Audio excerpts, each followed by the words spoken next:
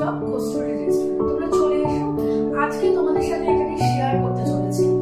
এই যে as a dietician অনেকে জিজ্ঞেস করে ডায়েটের সাথে এক্সারসাইজ কেন বা ওয়ার্ক করতে হবে।